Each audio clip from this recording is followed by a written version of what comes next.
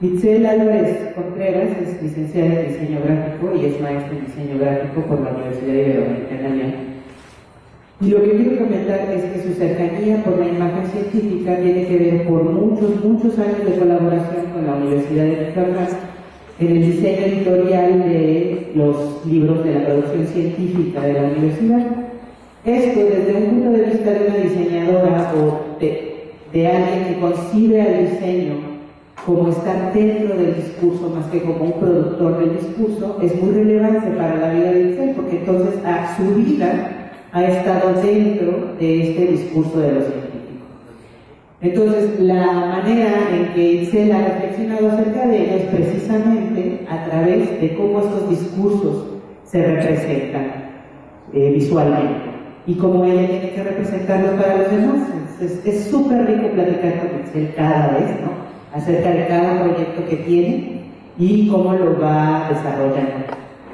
Pero no solo en la parte profesional. Itzel lo que ha hecho es que lleva las discusiones más a profundidad, no sé cómo le hace además, ¿no?, trabajo, hijos, maestrías, estudios, lleva estas discusiones a niveles más profundos y los presenta en sitios sumamente renombrados como la Asociación Internacional de Semiótica Visual, y sus ponencias han sido aprobadas, presentadas y editadas por esta asociación en lugares como Buenos Aires, Estambul, Venecia, España. Entonces, eso nos llena de honra, ¿no?, la trayectoria que ha tenido Itzel, y bueno, nuevamente muchas gracias, Itzel, por estar aquí. Ya, le dejo yo el micrófono. Gracias. Bueno, pues se escucha muy bombante, pero finalmente creo que pues creo que la conclusión de esto, de lo que voy a presentar ahorita,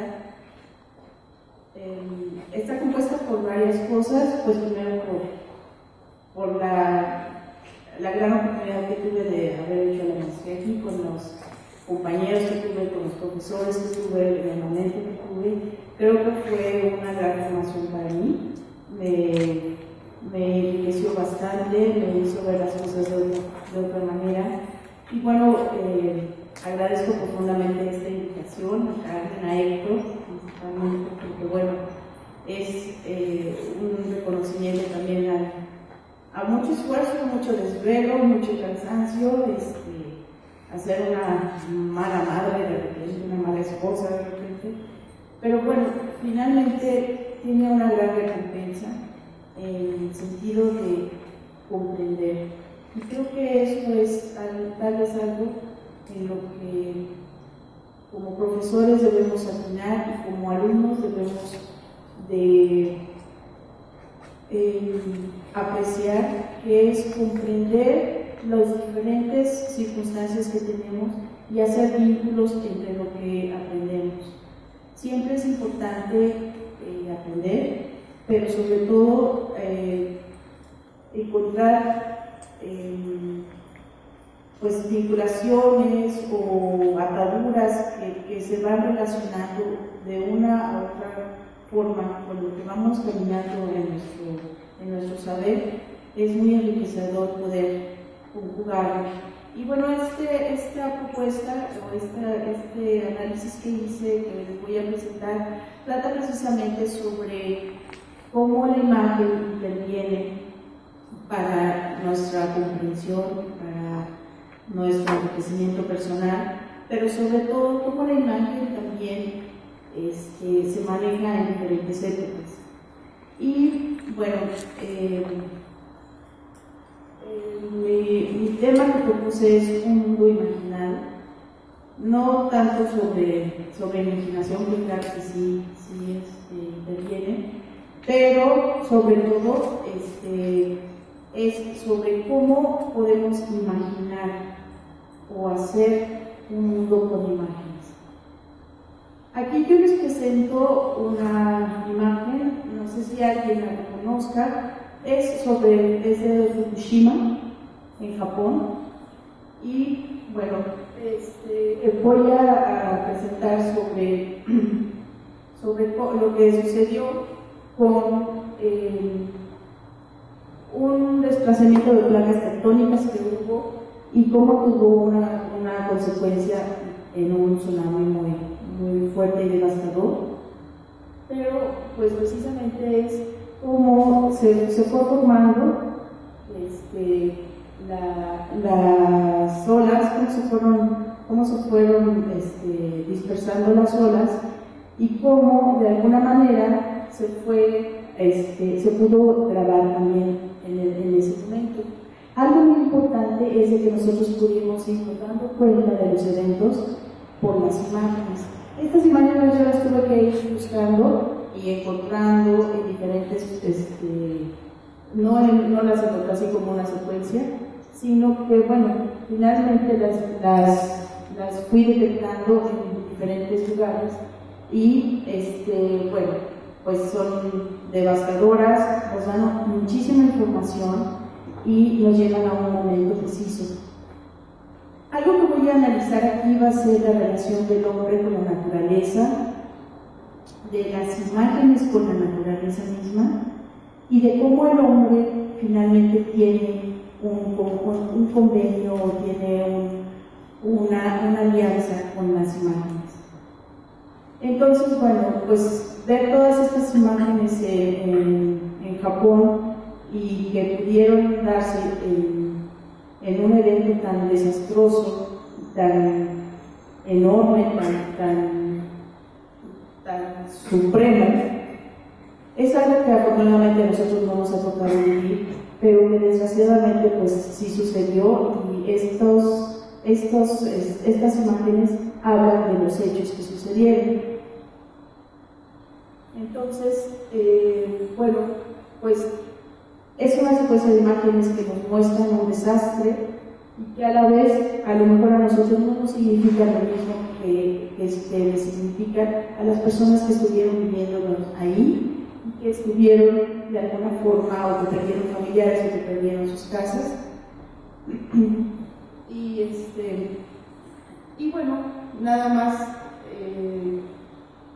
lo que podemos ver es que son imágenes que nosotros podemos reconocer lo que contienen, pero a lo mejor pues sí nos pueden impactar o nos pueden alterar un poco la calma, pero finalmente nosotros no estuvimos ahí.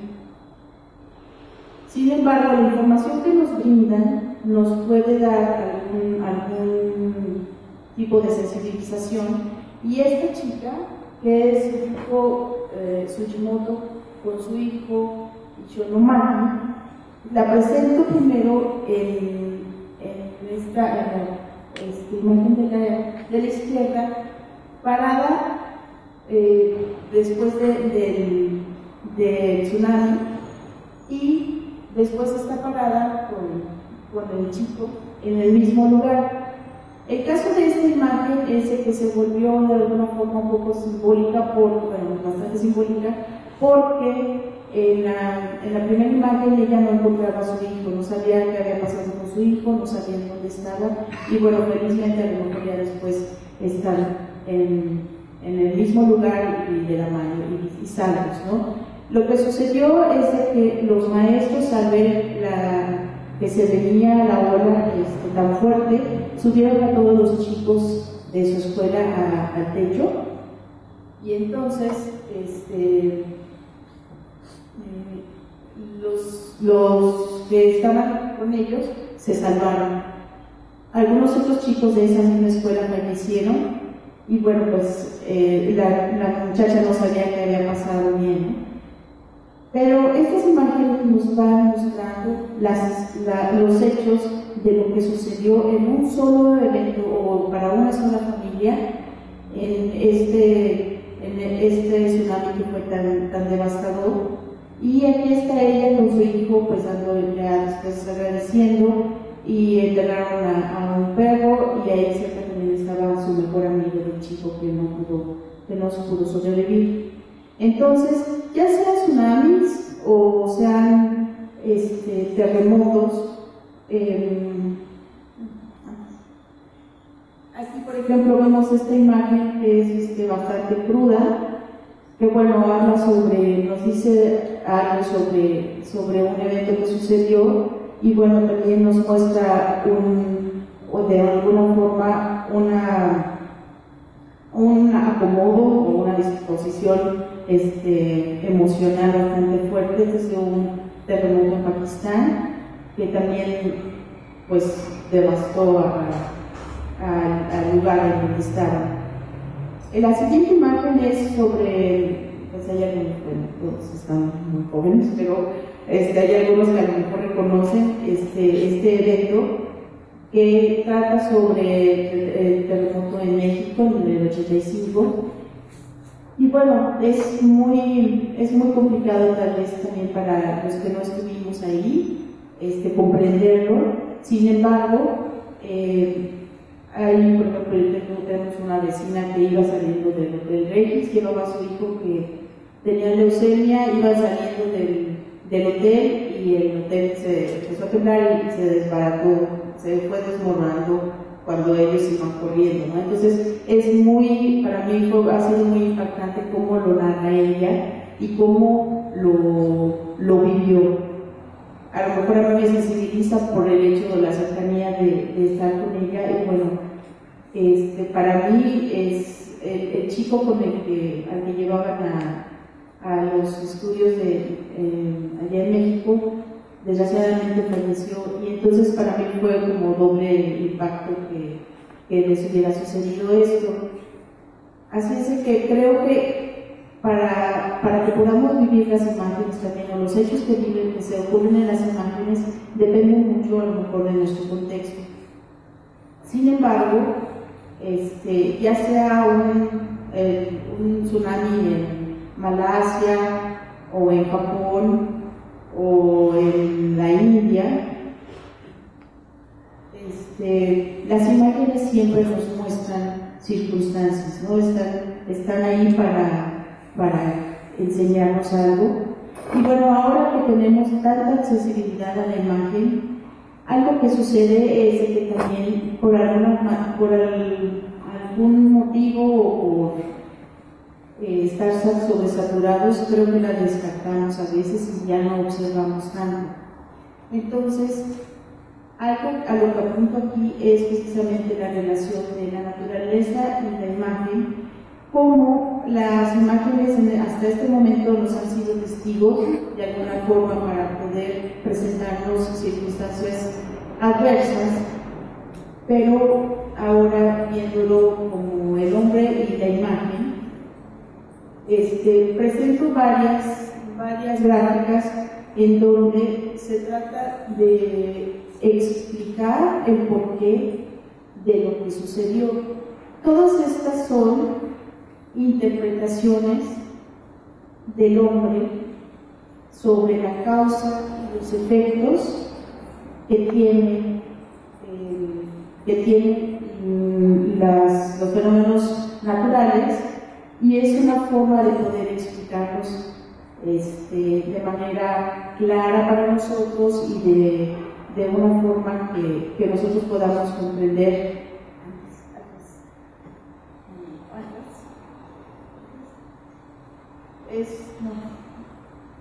Es por ejemplo que querer decirnos, miren, pasó esto por esto, está sucediendo, hay un aumento de las placas tectónicas, lo cual provoca un temblor o provoca un desfase de movimiento de las aguas, que les da potencia o les da fuerza para que ya después puedan ir a su fin y suben hasta donde no es lo regular. Entonces, esta es una forma científica de cómo el hombre resuelve y quiere promover tal vez la narración de los hechos fenomenológicos. Y bueno, son diferentes formas de explicarnos la causa y los efectos de un tsunami.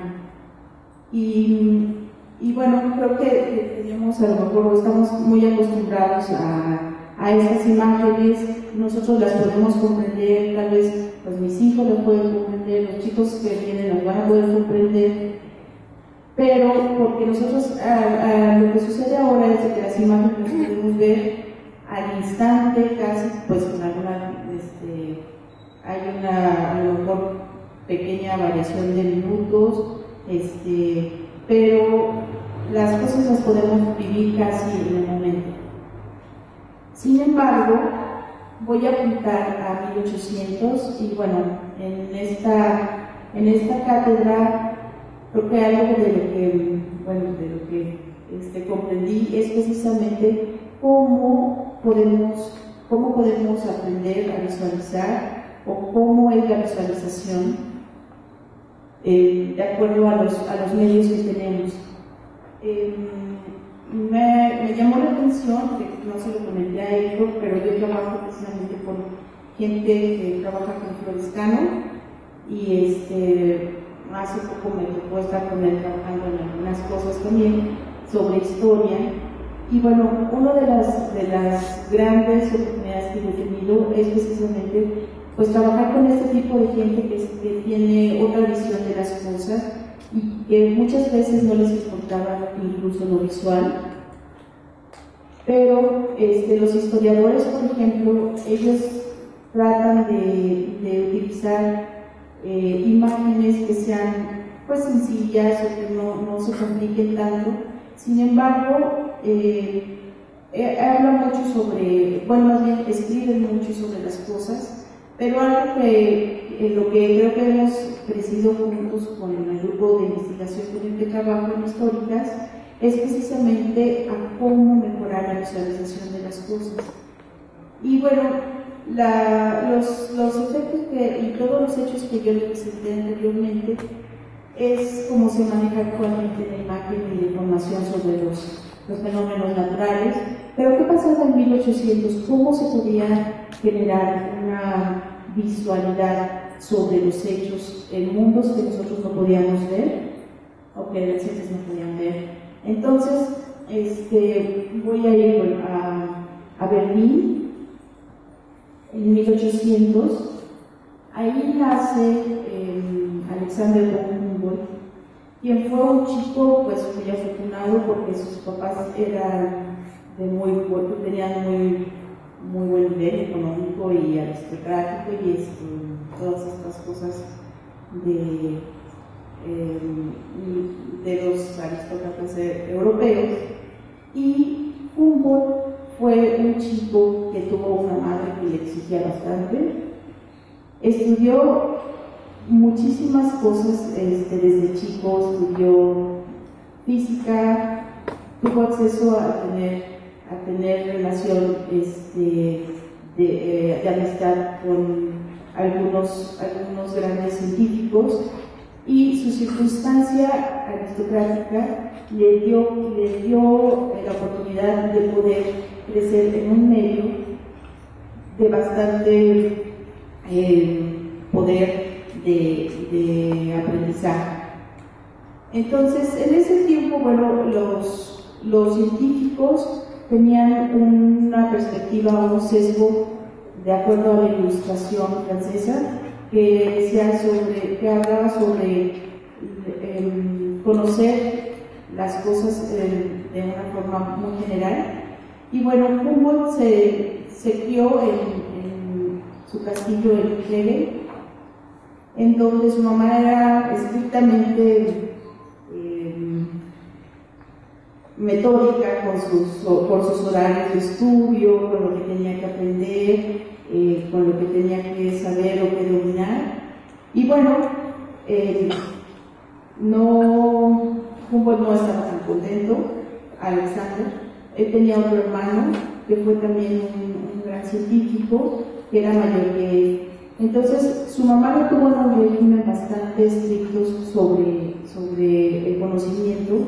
Su mamá era de ascendencia francesa, así que pues hablaba francés, estudió sueco, estudió latín, griego, astronomía, política, administración, pero una de sus pasiones empezó a ser la mineralogía. Y él tuvo la oportunidad de crecer y de estar pues siempre ahí aprendiendo, y desgraciadamente pues yo creo que en algún momento murió su mamá, pero Humboldt tuvo la oportunidad de entonces aplicar todo lo que había aprendido, y la visión que le dio su mamá fue diferente de alguna manera, porque Humboldt empezó a tener inquietudes diferentes, fue muy amigo de Alejandro Volta. Entonces tuvo una visión muy diferente sobre las cosas y sobre el conocimiento en su tiempo. Esta es una ilustración que es un autorretrato.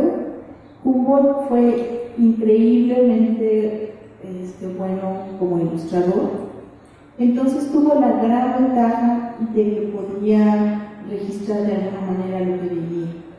Y a inicios de 1899 fue a España para pedirle, después de haber estudiado en una escuela de minería, estudió etografía,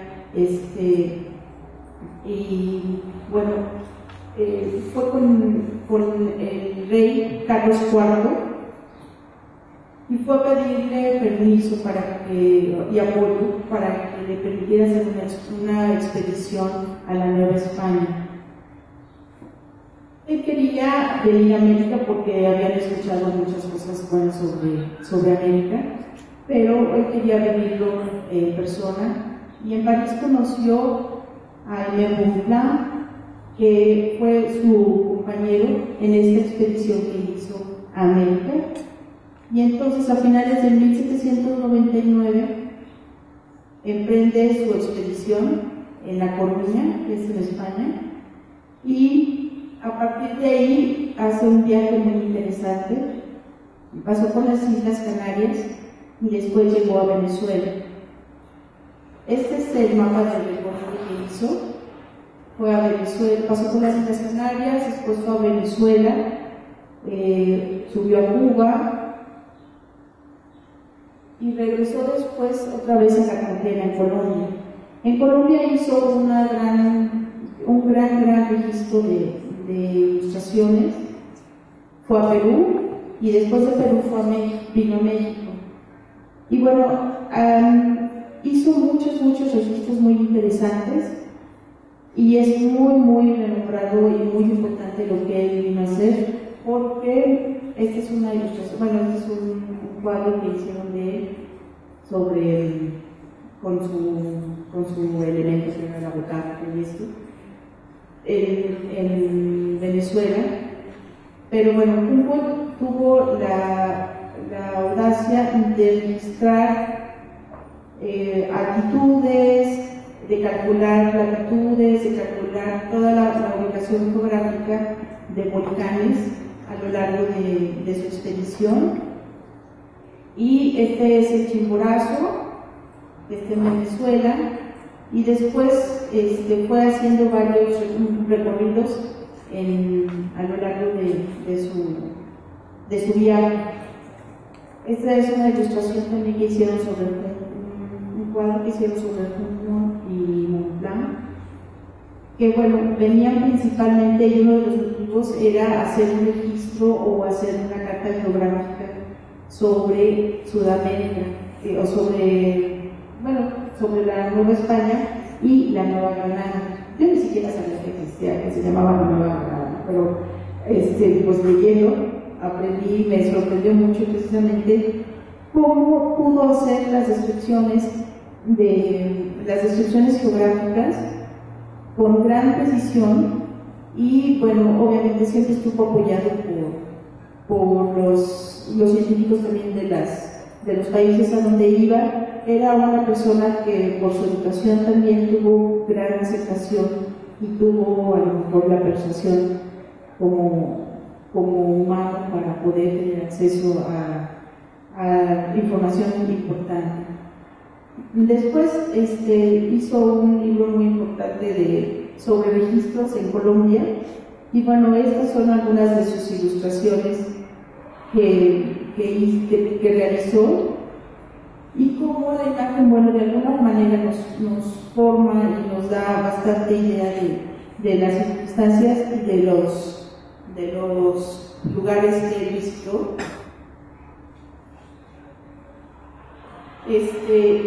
Y bueno, Humboldt tuvo la gran ventaja de ser bueno ilustrando.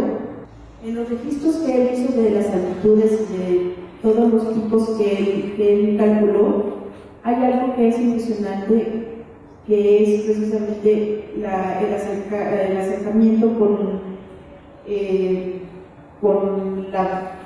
la real altitud y la real información que se tenía que se tiene actualmente registros en los picos, todos los picos volcánicos o deformaciones volcánicas.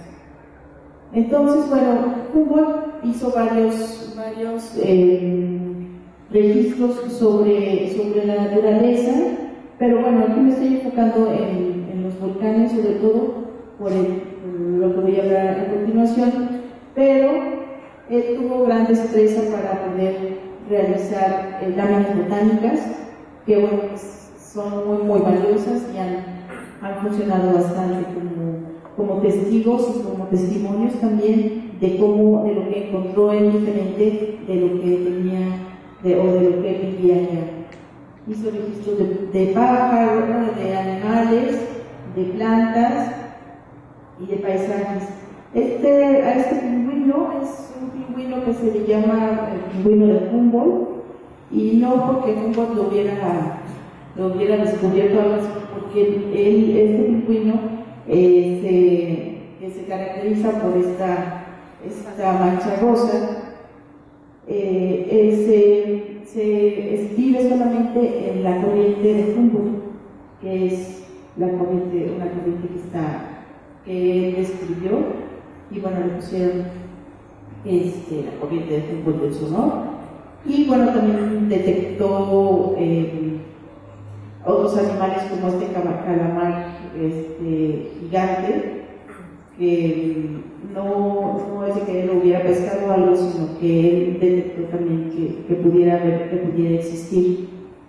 Algo que pasó ya después aquí en México, que es muy importante, es la precisión con la que hizo las descripciones o las tablas geográficas.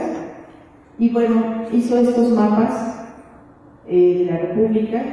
Algo muy particular que sucede aquí, que yo tampoco sabía, era que Humboldt consideraba que nada más había una sierra, no sabía que estaba la occidental ni que estaba la oriental. Entonces, así es como él la representa, porque no se extendió más su viaje, por ejemplo, a Chiapas o al sur de México.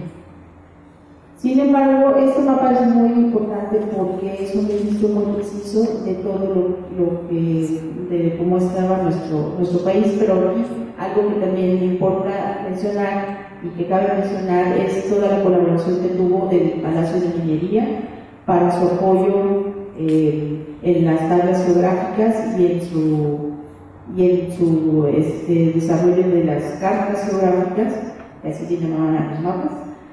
Pero de cualquier modo es una precisión bastante asombrosa. Hizo su viaje, él llegó a Acapulco cuando vino a México, y hizo un recorrido que fue primero estuvo en Acapulco, después llegó a la Ciudad de México, después fue a Guanajuato y después a Michoacán. Es en donde yo vivo, en Morelia. Entonces, por eso voy a llegar hasta Michoacán, pero algo que Humboldt escribió y que encontró en el Nevado de Toluca, que fue uno de los... Bueno, trató de visitar el Pico de Orizaba, el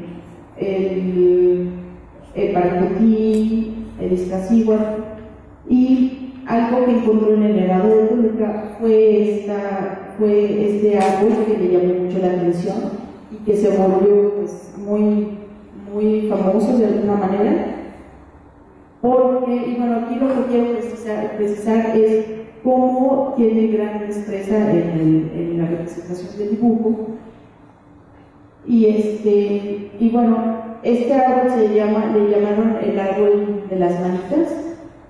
En agua tiene otro nombre, que es Pacpazotl,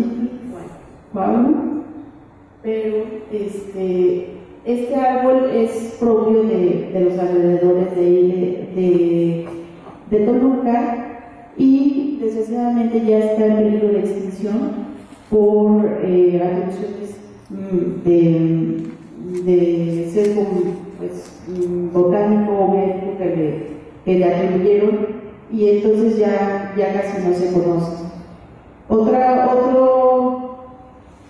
Otra descripción que hizo es sobre, ya cuando llegó a Michoacán, que ya es un fósil, ya es propio de ahí.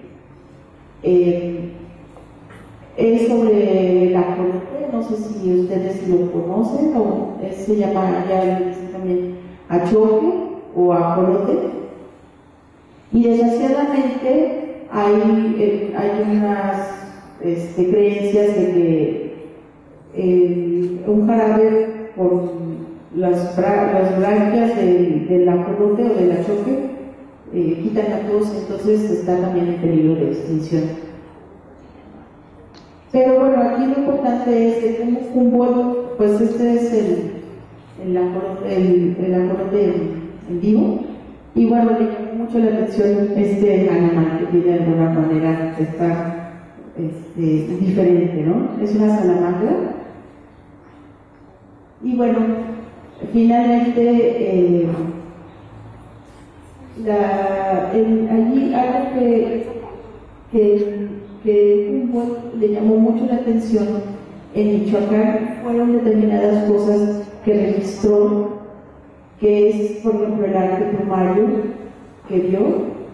Humboldt pasó y bueno, pues ahí se quedó en una casa, no sé si conocen Pátzcuaro, pero esta es una de los resultados que tuvo de estar en Pátzcuaro, que es esta virgen que le hicieron, y él se la llevó, bueno, se la mandó más bien a la reina de Prusia como un agradecimiento y como una distinción de algo tan valioso, porque bueno, pues el arte plumario todavía se ejerce desgraciadamente, pero bueno, ha bajado bastante. Otra de las cosas que hizo el Pátzcuaro fue que mandó a hacer estas figurillas con los vestidos regionales del momento. Y bueno, aunque yo, de acuerdo a lo que he visto en las sierras, esto no los encuentro tan reales como están en la que usan las nativas de ahí. Finalmente, estas figurillas las mandó él, las dibujó y se las mandó a la reina de Prusia también como una atención. Algo que ha sido bastante impactante en mi vida fue haber visto estas tablas fotográficas que es una relación de lo que Humboldt fue encontrando en México, y es como una estadística, un vaciado de estadística sobre las cosas diferentes que encontró que había en el Nuevo Mundo. Pero bueno, sigamos con lo que él fue registrando, y registró, por ejemplo, el cerro de Perote, el pico de Perote, y esta es una imagen, y la Cholula, basamento en el que pues tenía connotaciones prehispánicas que eran de alguna forma herejes, y cómo bueno, se hizo la iglesia arriba, ¿no? del basamento escalonado que había. Entonces, bueno, se ve ahí cómo está ahorita, y está por el Cholula, y se ve el volcán de Popocatépetl atrás como foto. ¿No? Existe una foto muy padre sobre eso. Sí. Y bueno, a lo que voy en este análisis, sobre todo es a la descripción que Humboldt hizo sobre el Corullo, que fue un volcán que hizo erupción 44 años antes de que él pisara, el lugar. La zona del Corullo está ubicada en la Huacana, que es tierra caliente de Michoacán, y es muy prolífera, tiene muchísimas, es una zona con muchísimas, es muy rico en ganadería, es muy rico en cultivos, tiene diversos tipos de producción, tanto agrícola, había muchísima caña en ese tiempo. Y bueno, el Corullo fue un volcán que nació y que la gente pudo ir describiendo cómo pasó. Hay unas descripciones, de hecho, por ejemplo, en los archivos sísmicos de México, y Humboldt hizo este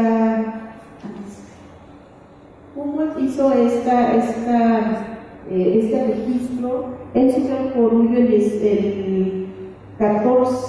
19 de septiembre, no, el 14 de septiembre de 1803. Ya tenía 4 años en su expedición en América. Y lo que Humboldt hizo fue fantástico, porque finalmente en este lugar el Corullo, la gente que estuvo ahí vivió cómo se fue calculando la tierra. Cuentan de un señor que un día llegó con un gabán y que dijo: esta tierra va a estar devastada por fuego, va a surgir un volcán de aquí, y entonces la gente tenía cierto temor de que naciera un volcán. Y bueno, allí había ciertas misiones de algunos frailes que de alguna forma tenían condicionada a las gentes. Se necesitaba que hubiera muchísima fuerza de trabajo porque había mucha producción. El dueño de estos lugares era el alcalde de Pátzcuaro en ese tiempo, que era muy cercano de ahí, y entonces lo que Humboldt hizo fue que llegó y descubrió que la gente se movía mucho por las creencias que había en ese momento alrededor del Corullo.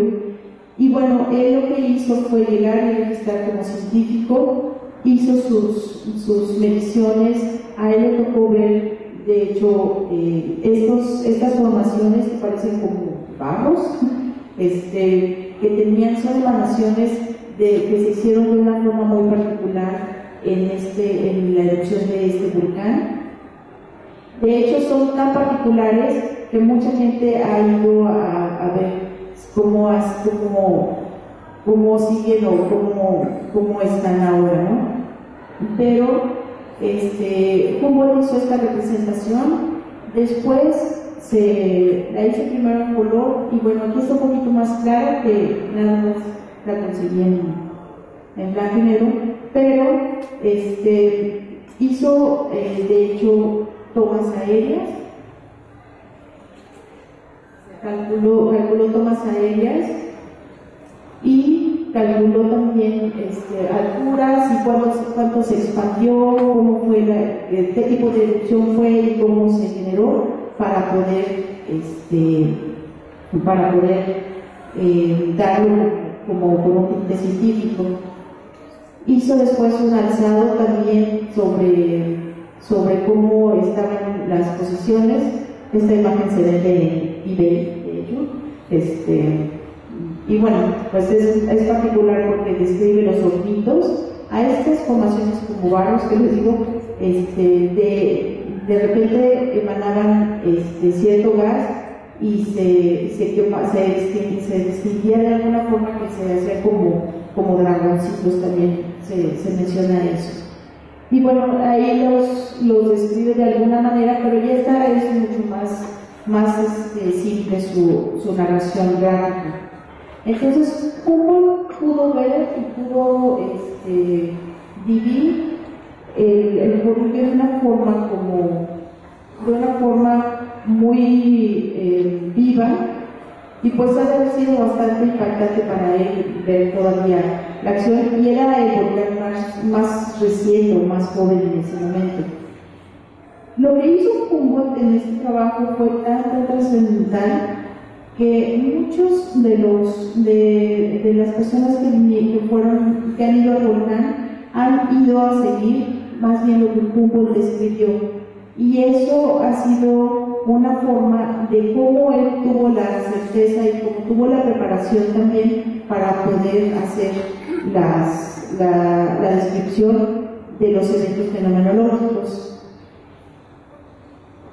Hans Gadow fue un científico también alemán que en 1930 fue y visitó el Corullo, y de hecho hizo un libro que habla de cómo el Corullo y la naturaleza fue tomando su parte, y cómo se fue como restaurando todo a partir de los animales y de las plantas que había en la zona. Entonces, ese es un análisis también muy importante y posterior, y bueno, él le da todo el crédito a Humboldt. Entonces, aquí están unos científicos que tratan de comunicar a los comuneros y a las personas de la zona cómo es de importante y de simbólico el volcán a partir de los análisis de Humboldt. De hecho, el volcán el Corullo se conoció en Europa bastante por la difusión y por el interés que tuvo Humboldt sobre él. Y bueno, a estudiosos del área y de todos lo referente a la tierra y a las formaciones, van y estudian. Ya ahorita ya no se ven los hornitos, pero de alguna manera pues la naturaleza ha tomado ya su lugar, y este es el volcán ahora. Esto es como lo que se puede ver. Pero bueno, el Corullo de alguna manera en su momento estuvo envuelta la erupción en un hilo de misterio, de temor también. La gente no se podía ir porque el dueño de las huertas era un huerto de guayabos también, en donde hizo erupción, y entonces no los dejaban ir y los condicionaban mucho pues atemorizándolos o diciéndoles que iban a recibir un castigo de Dios y eso. Entonces, en este caso se crea una forma en cómo el hombre interviene con los elementos naturales, y cómo pues se vuelven, obviamente como se vuelven fenómenos inesperados. Sin embargo, hay una relación inherente con el hombre que no podemos eliminar, y el hombre se ve como partícula social y como partícula biológica también dentro de estos fenómenos. Así que el hombre queda más bien como una partícula cultural. ¿Y qué es lo que sucede con esto? Que se vuelve un productor de símbolos que le atribuye, de alguna manera, determinadas convenciones a los hechos. Además de que el hombre es inherente a los eventos fenomenológicos, se muestra la fragilidad del ser, y la fragilidad del ser, de alguna forma, como espiritual, biológica o física también, se les asigna una cosmovisión o una atribución de deidades a los fenómenos naturales, y bueno, se empiezan a hacer historias, o se empiezan a hacer de alguna manera narraciones o encontrar algún argumento por lo que está pasando. Y bueno, esta cosmovisión de las deidades se le genera o se sostiene un poco en la vulnerabilidad del hombre ante las cosas, ¿no? Entonces los ve como ante los eventos, entonces se queda como en un plano de hombre común y los otros seres como los seres superiores. Y son seres de poder, de voluntad, que el hombre tiene que estar de alguna forma complaciéndolos para que no se enojen y no muevan la tierra. Entonces, las significaciones dependen de la voluntad de los dioses, de alguna manera, en un plano de cosmovisión.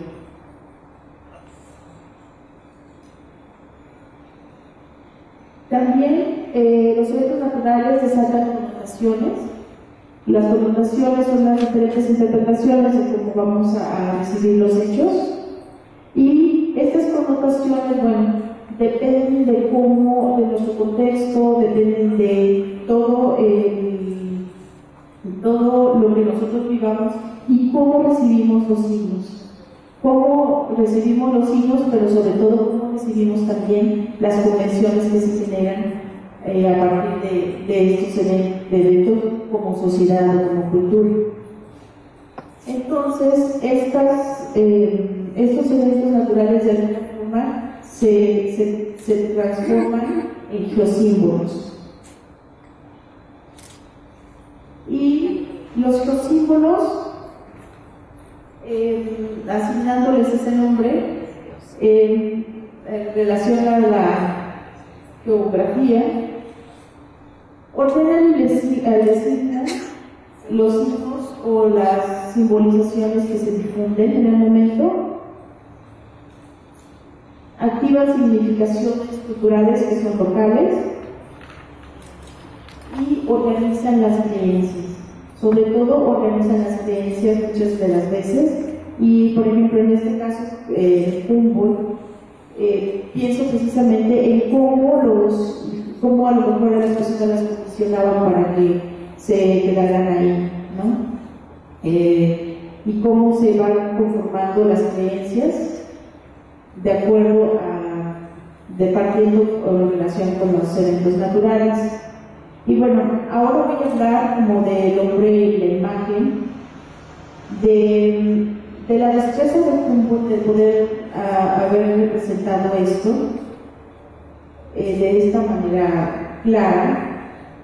Y bueno, después está esta otra representación que es de Fray Francisco de Acofrín, que bueno, es una forma también de cómo él representó el mismo evento. El Corullo está hasta allá arriba, es el 16, y esta es una toma de Pátzcuaro, pero él decía, bueno, pues está sucediendo esto, y yo lo registro. Él lo registraba a lo mejor como una persona ajena a la ciencia, pero bueno, es parte también como de ver, no de comparar, sino de ver la diferente forma de cómo se aprecian las cosas, los eventos. Y otra vez relacionado con Humboldt, bueno, este grabado se ha reproducido mucho, ya no es de Humboldt, de alguna manera se subrayan más como todos los montos o los subbajos, los subabritos que se ponen sobre los hornitos. Y estas son otras representaciones, también la previa, que se han hecho sobre el mismo evento.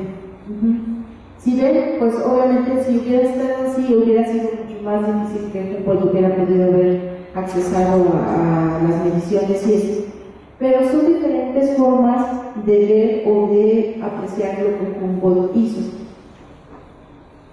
En este caso, hablando sobre la destreza de los ilustradores, o de cómo en ese tiempo se podía comunicar la ciencia, pues se presentó este plano que es de Valladolid, que también lo hizo Gauguin en ese tiempo, y este otro de otra, fue una artista que viajó a América también, y era una ilustradora, una pintora inglesa. Entonces son dos formas diferentes de cómo se ven las cosas, y bueno, finalmente es aquí como la prudencia de la imagen, cómo es que funciona o no funciona o cómo lo recibimos a lo mejor los que vemos las informaciones de los eventos fenomenológicos.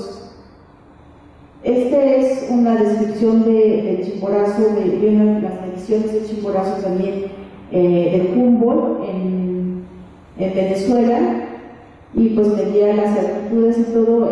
Algo que sorprende mucho aquí es precisamente la precisión de las alturas y todo lo que registró. Y esta es otra representación del mismo volcán, pero de otra persona que también se sumó a la expedición con Humboldt. Entonces es la destreza y cómo está preparada la gente para poder observar las cosas. Y bueno, algo que a lo mejor puede funcionar aquí también es mencionar sobre este hecho de la importancia de la difusión de la imagen. A lo mejor ya ahorita no en este tiempo, pero en ese tiempo algo que pasaba en 1609 fue que en ese año, más o menos en abril, mayo, Thomas Herbert en Inglaterra creó un telescopio, talló un lente de seis aumentos, y él hizo observaciones de la luna, y este es el registro que él hizo sobre la luna, ¿no? Él dijo, bueno, pues así está, tiene estas divisiones, y hay una parte luminosa y hay una parte que no es luminosa. Sin embargo, en ese mismo año, en verano, Galileo en Pisa hizo también escuchó sobre los telescopios e hizo un lente de 20 aumentos. Él hizo una narración de sus observaciones también, hizo también una descripción a través de imágenes, y bueno, su resultado fue muy diferente. Entonces, aquí es la intervención del hombre con la imagen, cómo es que el hombre presenta la imagen. Entonces, el contexto en el que vivimos influye muchísimo. Thomas Herbert vivía en la cuna de la palabra, en ese tiempo pues Shakespeare y todo lo relacionado con la palabra, y Galileo vivía el Renacimiento en Italia, que era todo belleza, ¿no? Entonces, ¿cómo interviene aquí o cómo nos ayuda aquí de alguna manera el orden de las ideas que tenemos? Entonces, bueno, de alguna forma interviene la imaginación también. Yo trabajo con físicos, y bueno, ha sido muy complejo esto de las representaciones, porque dicen, bueno, pues nunca nadie ha visto un quark, ¿no? Y cómo van a hacer un quark, cómo es posible que digan que así es el átomo. Sin embargo, a lo mejor algo como que me ha apoyado mucho la semiótica, es decir, bueno, pero es que las personas tienen que saberlo de alguna forma, las personas tenemos que comprenderlo. Entonces, cuando yo les dije una vez que era muy necesaria la imaginación, pues ellos como que no entienden nada de emociones dentro de su trabajo. Sin embargo, finalmente hace poco ya me invitaron a hacer también una representación sobre que los quarks no se salgan del protón, porque esa es una fuerza muy fuerte que existe, ¿no? Entonces dije, bueno, sí se necesita imaginación finalmente para poder representar los eventos. Y entonces la imaginación pues es de alguna forma lo que podemos ver también con los ojos cerrados, y es un conjunto de neuroimágenes. No es algo palpable, no es algo que podamos tocar. Ahí participan todos nuestros sentidos. Todas las imágenes, no solamente las imágenes son visuales, sino las imágenes también son olfativas, gustativas, auditivas, ¿no? Y reside entre el pasado y el presente. Esto lleva también, según Freud, en que la imaginación está permanente entre un estado onírico y el estado de vigilia, que es como que no dice que no acaba, que por eso, por ejemplo, a veces podemos comprender nuestros sueños aunque sean absurdos, o a veces podemos adentrarnos a cosas surrealistas o imágenes surrealistas que no pueden existir pero que las podemos comprender debido a la imaginación, pero porque está en este estado entre letargo y entre vigilia. Y bueno, finalmente la imaginación de alguna forma nos ordena las ideas. Entonces, nosotros tenemos un cúmulo de ideas y es complicado que sin imaginación podamos tener una conformación o un orden sobre las ideas de las cosas. Y bueno, las ideas vienen a ser los conceptos, y la semiótica, pues como toma en cuenta todos los fenómenos, forma parte entonces también del análisis de los conceptos que están en nuestro pensamiento, lo cual siempre están buscando, como personas pensantes, como seres pensantes que somos, siempre estamos pensando en una causa que tiene un efecto. Entonces, estas imágenes que yo les presenté precisamente hablan sobre la causa y el efecto de las cosas, ¿no? Cómo es que suceden y cómo es que se van conformando entonces significaciones. Y bueno, pues aquí podemos ver que el asentamiento de estos conceptos o de la comprensión de estas causalidades se da a través del simbolismo. Y el simbolismo lo analizo desde el punto de vista de Charles Peirce en su fenomenología.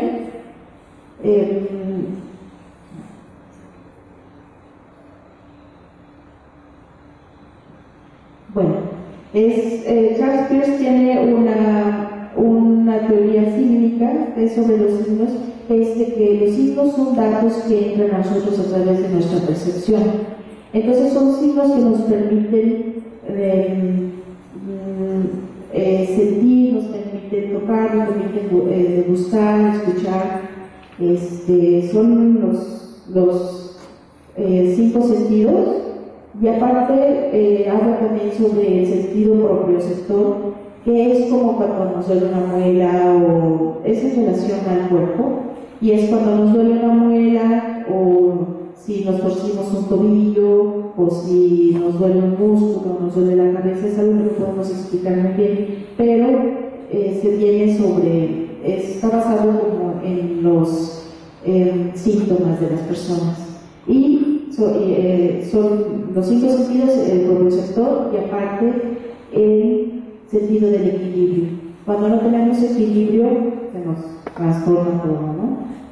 Entonces, él dice que el signo, de alguna forma, cuando lo vemos, se va convirtiendo en signos más complejos. Y bueno, este es un cuadro un poco complejo de explicar ahorita para no alargarles mucho, pero bueno, habla sobre cómo el signo, por ejemplo, si vemos la imagen de un perro, a lo mejor podemos pensar que si vemos un pastor alemán, podemos ver un perro que tuvimos cuando estuvimos chicos, a lo mejor nos lleva hasta un perro como Snoopy, o bueno, depende de nuestra relación con los signos, vamos a nosotros va a llevarnos a significaciones determinadas. Peirce de alguna forma habla sobre temporalidades, y no es completamente de que digamos estoy viviendo el presente, estoy viviendo el pasado o el futuro, sino que él lo asienta como algo que nos lleva a diferentes momentos, y yo lo asocio con esto de la imaginación personalmente, que es precisamente cómo las referencias nos llevan de acuerdo al orden de ideas que tenemos en nuestra experiencia.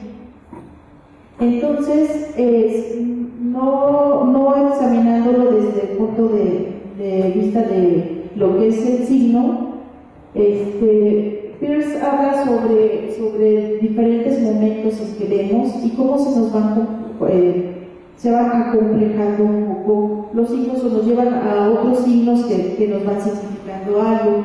Y en la primeridad, en la primeridad habla sobre qué es lo primero que vemos. Vemos colores, vemos formas, vemos texturas y vemos tamaños y escalas. Eso es lo primero que vemos, por ejemplo, al contemplar una imagen. Lo segundo son sin signos, índices o decentes. En esta temporalidad, en la seguridad, estas palabras que las inventó él, humanidad, seguridad y personalidad. Y bueno, en la seguridad vemos las cosas en referencia a lo real, a lo que existe. La seguridad es un lugar o una dimensión en la que están las ruinas, rastros, vestigios, huellas, cicatrices, marcas. ¿Qué es lo que nos indican? Son indicadores que algo sucedió.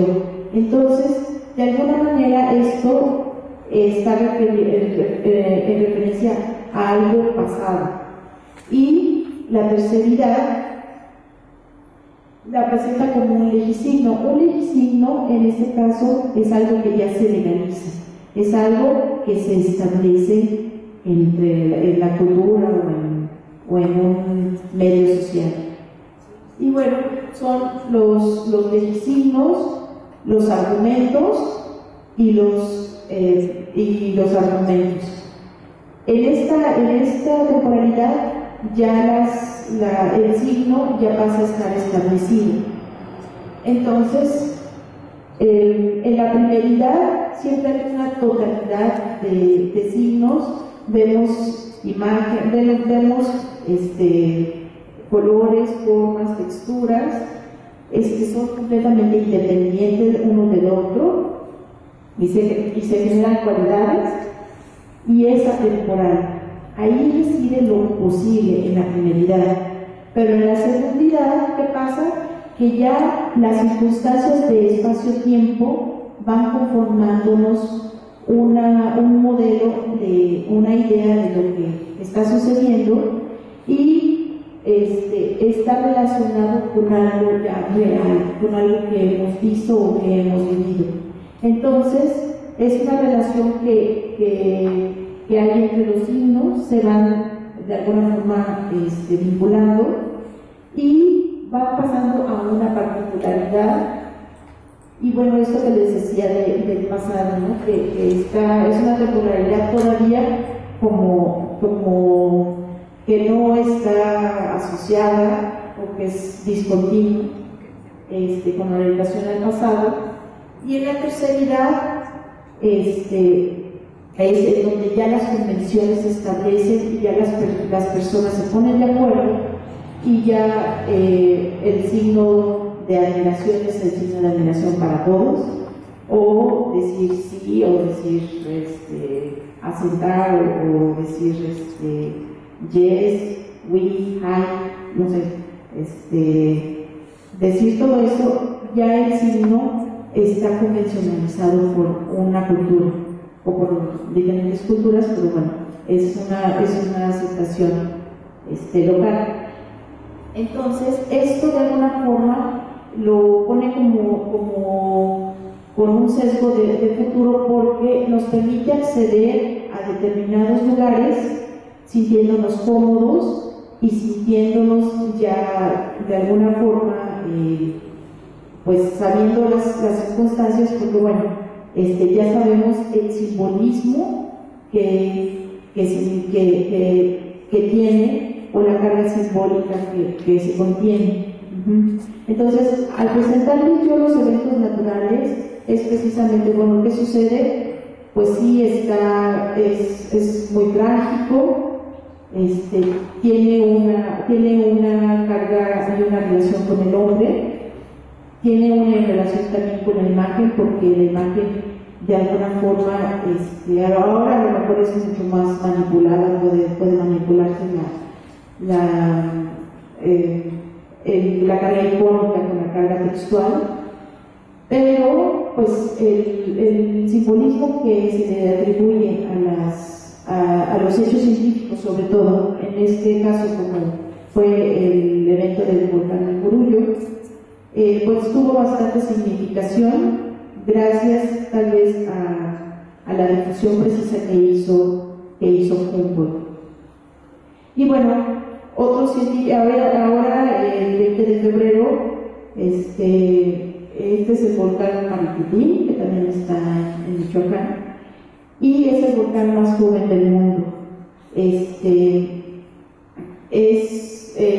Hizo erupción, empezó a hacer erupción en 1943 y tardó 9 años en extinguirse.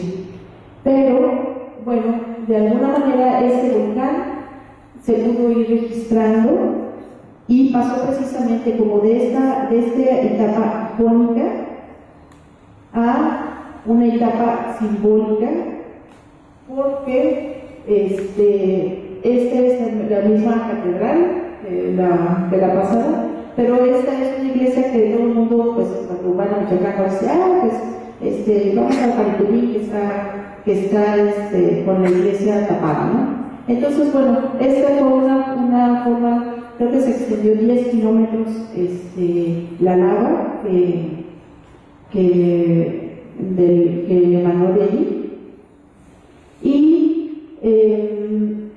de alguna forma el doctor Atl, no sé si saben quién es Gerardo Murillo, que fue uno fue el principal muralista de México, antes de los tres desequilibrios de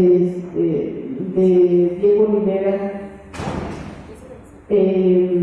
fue el que fue a Francia y se especializó precisamente en el muralismo, y se fue y se estuvo ahí observando, hizo muchísimas representaciones de la evolución de la erupción del volcán Mariquitín. Y bueno, pues para hablar de un hecho reciente, es precisamente que acaba de pasar la semana pasada sobre los meteoritos, ¿no? en Rusia. Y bueno, yo no sé si alguno de ustedes escuchó o vio algún video, pero se escuchaban como bombazos. Entonces, se calcula, por ejemplo, que este meteorito que cayó es de 1 kilo solamente, pero con la velocidad, con todo lo que, pues con la fuerza que venía, se hizo este hoyo, ¿no? en el hielo. Y una forma de intentar explicar la diferencia entre el cometa, el meteoro y el meteorito, pues ya aquí está. Sin embargo, bueno, lo entendemos y todo, sin embargo, pues ya se empieza también, de acuerdo a los simbolismos o de acuerdo a nuestras convenciones, se puede representar de alguna forma simbólica.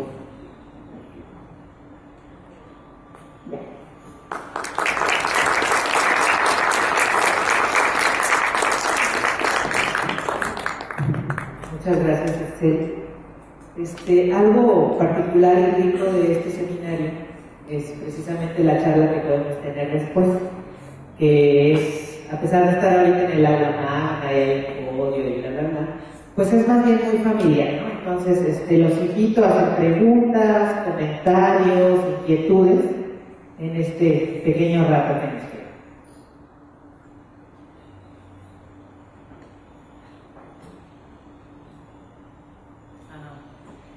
Pues sí.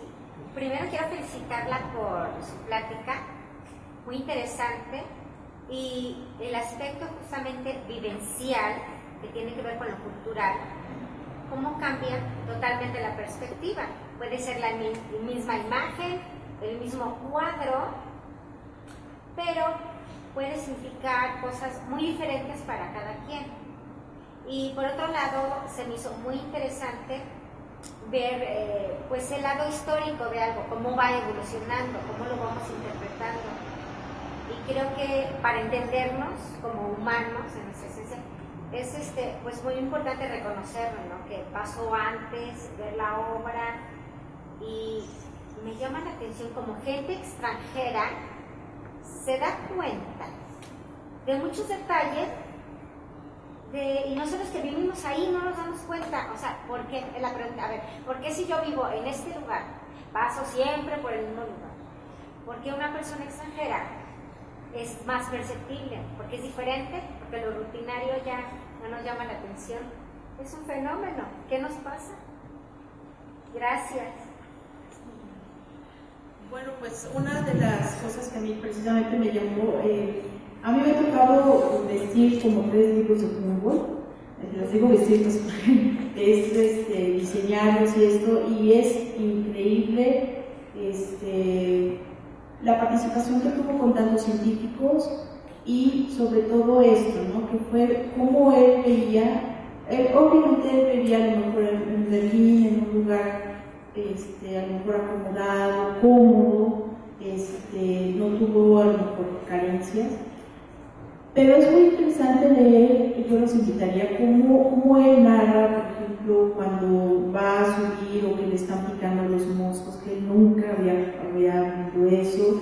Humboldt, de hecho, fue el primer científico extranjero aceptado en la Asociación Mexicana de Ciencias, y él, obviamente, porque tenía que dar informes al rey Carlos IV y a la reina de Prusia. De hecho, su mamá le dejó una gran fortuna a Humboldt y se la gastó él en todas las expediciones. Él vino a América solamente una vez, pero su trabajo sobre todos los registros que tenemos es precisamente tan importante y tan, no sé, es como, creo que lo encuentro soberbio en alguna manera de decir, es que ¿saben qué? Pues tienen esto, ¿no? Y pues nosotros precisamente como mexicanos, ¿cómo vemos o qué tanto conocemos de nuestra historia? Desgraciadamente ahorita sucede con las imágenes, y bueno, estudio japonés y estudio por una maestra que le tuve que estar preguntando sobre, porque su papá trabaja en la planta nuclear, trabaja en algo relacionado con la planta en Fukushima. Entonces, bueno, pues finalmente es como conocer más, como querer buscar más o encontrar más en el contexto que tenemos. Porque Humboldt pudo también, así como Galileo, pudo ejercer o pudo aprovechar mejor las cosas por la formación que tenía, ¿no? Sin embargo, hay también otras versiones, ¿no? Este es a lo mejor un punto de vista, pero hay otro punto de vista en donde dice, pues sí, pero Humboldt vendió información de Estados Unidos a Thomas Jefferson, le dio nuestras cartas geográficas y todo para que se pudiera hacer la venta del territorio mexicano a Estados Unidos. Entonces intervienen muchas cosas, pero sí es muy eminente su trabajo en relación a México. Perdón, me quise subir para apuntalar varias cosas de lo que escuché de Seth. y de la importancia que puede tener la discusión, y sobre todo la gente de la clase de intermedia que vamos a tener más adelante. Cuando yo conocí a Itzel como alumna, estaba encontrando el tema de tesis para desarrollar, que era algo que tenía que ver con su trabajo. Pareciera que hay que recordar que trabaja con físicos y matemáticos y otras gentes por el estilo. Es el entorno donde tiene años trabajando y con gente internacional, no solo físicos y matemáticos aquí. Entonces, ahí hay un primer problema, es decir, bueno, no un problema, un primer fenómeno. Necesitan a una diseñadora que les ayude a cosas, que sea una interfaz en un tiempo donde todavía no se sabe si el interfaz adecuado es una diseñadora para cuestiones de trabajo con los físicos. Si los físicos saben lo que saben y son los que tienen la pauta científica de la evidencia, aquellos que quieren alguien que les adorne sus publicaciones. Entonces, desde un principio, Itzel se tuvo que meter a una enorme revisión del trabajo de los físicos, a dialogar con físicos, no nada más en su área, sino también de él como diseñadora, y tener que entrar a rutas de trabajo, a otras fronteras disciplinares, para que a ella le permitiera entender esas interfaces y ella empezar a hablar con esas personas para que ellos entiendan esas interfaces. En eso hay varias cosas importantísimas que hablar. Primero, otra vez la visualidad. Si no se entiende la visualidad por un lado del presente, cómo está creciendo, estamos fritos. Pero en el área donde está Itzel se ubica que la visualidad siempre ha sido importante. Pero hemos tenido un inconsciente colectivo de no entender eso. Una de las primeras provocaciones con las que iba a empezar con la clase, si es que lo había empezado y pensaba empezarla en la segunda clase, en la tarde, que ya se empezaba formalmente la clase, entonces la empiezo ahorita. En el cuerpo académico, cuando empezamos a hablar de por dónde podía ser la pauta interdisciplinar para dialogar diseñadores y gente de comunicación y gente alrededor de nosotros, eran propuestas como las de Jesús Martín Barbero, cuando habla de la educación y las nuevas competencias para educar. Jesús Martín Barbero, a principios del 2000, dijo algo muy provocador. Dijo, es que los nuevos saberes educativos no son de orden textual y lingüístico, son visuales. La nueva sistema del conocimiento es lo visual. Yo cuando lo leí eso me detonó cosas en la cabeza, pero no sabía por dónde seguir. No sabía. Entonces pareciera que esto cada vez está siendo más y más evidente que lo visual es la episteme. Entonces, una de las rutas para empezar a ver por dónde está la episteme es lo que nos expuso Itzel. Y creo que fue una conferencia impresionante en el sentido de que empieza a hablarnos de acontecimientos que suceden al otro lado del mundo, que por un lado, ¿por qué si, como dice mi mujer cuando vi Story, cómo le hacían para saber que los Kennedy iban a ser importantes y registraron todo desde su cara al mismo? ¿Cómo supieron que una choza en un lugar extraño y exótico iba a ser sede de algo importante y todo el mundo le tomó fotografías, videos y demás? Es esta obsesión de Sergei Grushinsky, de los españoles que llegan y tenían imágenes de todo y registraban imágenes para todo. ¿Y por qué chinos querían registrar todo en esa época si no había cámaras? Es que no había cámara, pero era un consciente que registraba toda una interfaz de algo que registraba todo. Y ahorita es sumamente evidente. Entonces, estas fotografías que pusiste del tsunami en Japón son impresionantes porque reconstruyen todo, es una inteligencia colectiva visual que requiere otra inteligencia colectiva de reconstruir todo. Entonces estamos en un punto muy clave que Lipovetsky lo dice así. El gran desarrollo del cine, la fotografía, 100 años después, es porque todos tenemos en la cabeza el ver y registrar todo como si fuera una cámara y una película de cine. Ese es así el asunto y que creo que lo vimos ahorita. Humboldt y los demás tenían en la cabeza una cámara antes de que hubiera cámaras. Impresionante. ¿Cómo ven?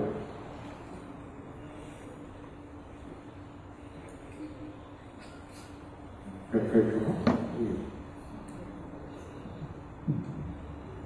Bueno, en cuestión de esto del visual, A mí me llama mucho la atención también esto, a lo mejor de que a lo mejor podríamos después hablar sobre la relación de Michoacán, por ejemplo, que es un libro, que es un registro que se hizo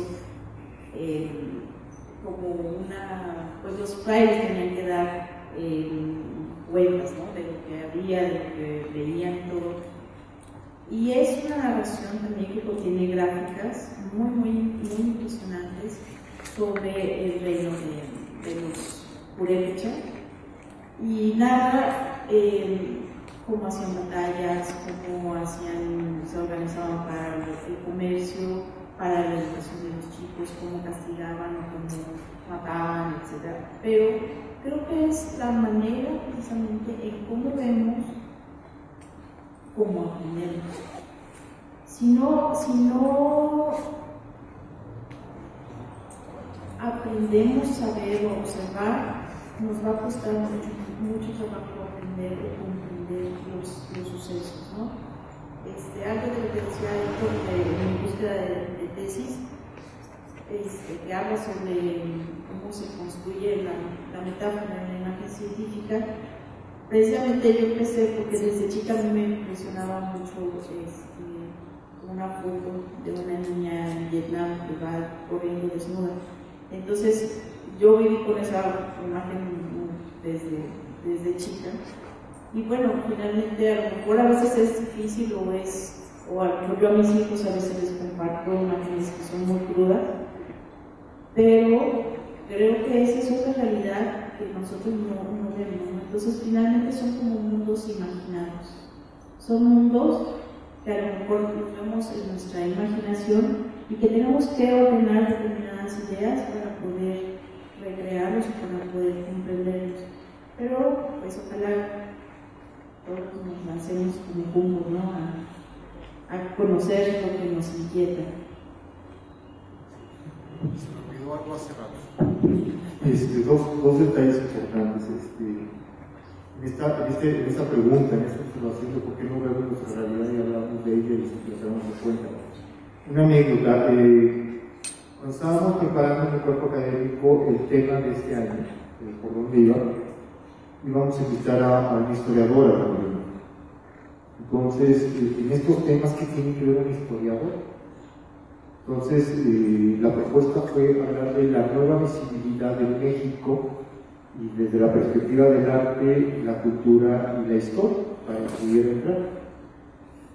La historiadora nunca dio, nunca se asomó, nunca dijo yo adentro, tal fecha y demás, y está casi muerto con ella. Quedan dos fechas por llenar y no creo que vaya a participar.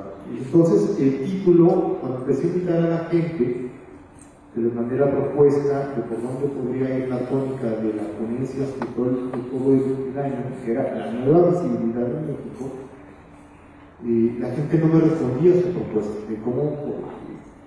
de qué podría hablar, el título de su ponencia. Y de plano varias gentes, digo y a todo por Facebook, me dijeron, es que mira, trabajo la visibilidad, pero donde me crea un gran problema es México. No estudio la visibilidad de México ni de México. Entonces, esto tiene una importancia impresionante. Una, nuestros estudios de trabajo donde incluimos la visibilidad son como de entornos muy generales donde de repente se nos olvida el contexto de vida cotidiana de la gente. Y estas cuestiones de que el conocimiento sirve para construir algo, para propiciar algo. Y lo segundo es que no tenemos ni la más remota idea de México. Y el tercer punto es que no tenemos la más mínima idea por dónde construir un vínculo de todo lo que pasa en el mundo, en este caso la visibilidad, la nueva comunicación, el nuevo diseño, lo digital y México. Porque incluso hablar de esto es hablar de Jenny Rivera en las redes, ¿no? Es hablar de Hola Martín en redes, es hablar de cosas por el estilo. Yo pareciera que no es motivo de interés, de telenovelas en México y cosas por el estilo. Pues sí, esa es una pregunta impresionante y viene a qué tenemos que hacer como interfaz de nosotros para ofrecer un nuevo conocimiento. Termino esta idea, perdón que ya me callo, se llama el Grupo de Trabajo Jóvenes y Intermediaciones. Cuando que les comentaba algo en la clase hace rato, cuando trabajamos lo de hipermediaciones, cuando hablábamos de lo de ahora de Yale, de la cultura de la convergencia, de la cultura de la participación, e incluso propuestas de Jesús Galindo como la ingeniería social, la cibercultura, por el estilo, hay como un desfase entre lo que se nombra y lo que cognitivamente me permite a mí, como grupo, nombrar cosas y hacer cosas con eso que entiendo. Hace 20 años, cuando estaba la propuesta de Jesús Martín Barbero de las mediaciones y se empezó a hablar de las mediaciones, nadie entendía. Como 10 años después, la gente empezó a hablar de las mediaciones de Jesús Martín Barbero y se convirtió como un ídolo. Pues ahorita pasa lo mismo con estos temas. Entonces, hablar de la visibilidad en estos foros con mucha gente es: ¿de qué dientes me estás hablando?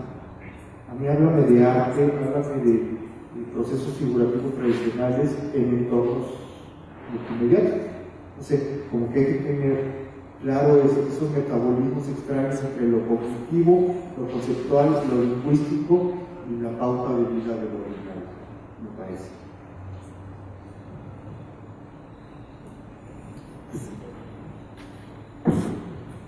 A mí lo que me provoca escucharte, Itzel, es esta reflexión de que la semiótica, o sea, primero que Peirce también que escribió hace muchísimo tiempo, puede estar revivido y podamos tener herramientas de análisis de la imagen, por un lado. Pero por otro lado, sobre todo las últimas imágenes que muestran, ya no nos alcanza, porque estamos en un mundo que ya empezó de lo simbólico, ya la parte icónica, bueno, sí, nos sirve para ordenar, pero precisamente con lo que decía esto, no hay un aparato para un soporte teórico, mucho menos metodológico, para poder explicar estos nuevos fenómenos de la imagen. Eso es lo que me provoca escuchar. Bueno, pensando en otro exalumno de la maestría que está estudiando su doctorado, que discutió su doctorado, Daniel Gutiérrez, que hablaba de la semiótica y la nueva iconicidad en el arte, que la gente con la que trabajaba en la Universidad de Guanajuato le decía: estás jodido, la semiótica y el nuevo arte no se llevan. Y Daniel decía: sí. Y la propuesta de Daniel era sí. El asunto al que llegaba, cuando entiendo Daniel al final, era sí, pero le falta algo, un algo más. Pues tiene que ver con esa misma crisis de las disciplinas, ¿no? Que si no dialogan, desde sí mismas no pueden explicar muchas cosas. Y creo que también la está sufriendo la semiótica como todas las otras.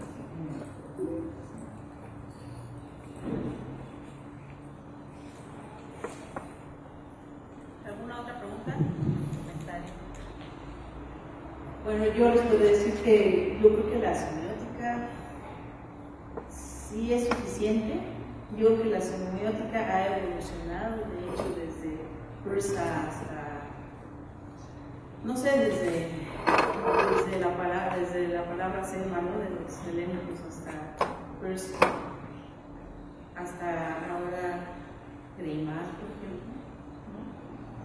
Que creo que finalmente yo he encontrado a lo mejor estos vínculos, ¿no? A veces, como te digo, pues me estoy arriesgando. Sí, realmente es un riesgo de decir, bueno, se vinculan, pero por ejemplo, con las experiencias en la Asociación Internacional de Semiótica, pues, por ejemplo, que Paolo Fabri esté en mi conferencia hablando sobre el modelo atómico, es precisamente tal vez como encontrar lo pertinente que puede caber dentro de las dos teorías, ¿no? Y a lo mejor es como documentarte bien sobre el modelo atómico, hablar con las personas que manejan física atómica, física nuclear, que la han vivido, que la han experimentado, han trabajado en laboratorios, y pero pues, yo personalmente, y todavía me falta muchísimo por aprender, pero he enfocado en la semiótica un eje que nos permite comprender y conocer, y sobre todo que nos crea la realidad y podemos ir recreando nuestra realidad siempre mejorando. ¿Alguna otra pregunta? ¿No tengan miedo? Recordemos a Scolari. Scolari viene de la semiótica y dice: necesitamos una nueva semiótica, ¿no? La semiótica ha sido callada para explicar cuestiones de la imagen y de la comunicación, ¿no? Pero tiene mucho que ver.